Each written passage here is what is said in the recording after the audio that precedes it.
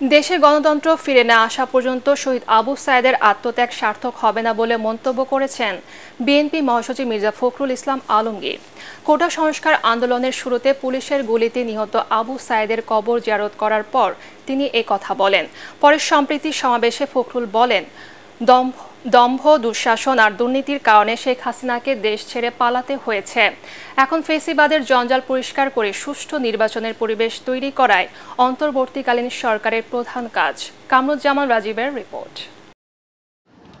গত 16 জুলাই রংপুরে পুলিশের গুলিতে বেগম রোকেয়া বিশ্ববিদ্যালয়ের ইংরেজি বিভাগের শিক্ষার্থী আবু সাঈদের মৃত্যুর পরই ভিন্ন দিকে মোড় নেয় কোটা সংস্কার আন্দোলন। ফ্যাসিবাদের পতনের প্রতীক হয়ে ওঠেন আবু সাঈদ। পীরগঞ্জে শহীদ আবু সাঈদের কবর জিয়ারত করে পরিবারের সদস্যদের খোঁজ খবর নেন বিএনপি মহাসচিব। পরে ভারপ্রাপ্ত চেয়ারম্যান তারেক রহমানের পক্ষ থেকে আবু সাঈদের পরিবারকে সব ধরনের সহায়তা ও পাশে থাকার কথা জানান বিএনপি মহাসচিব।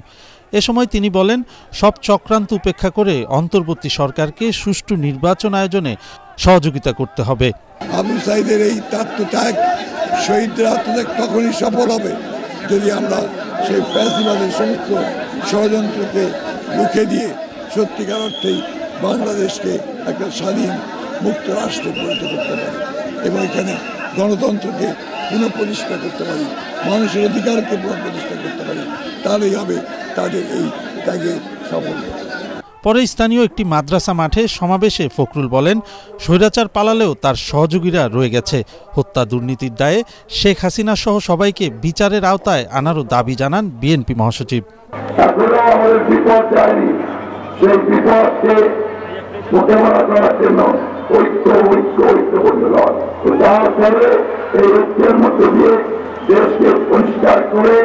নতুন নির্বাচন করে জনগণের সরকার প্রতিষ্ঠা করতে হবে।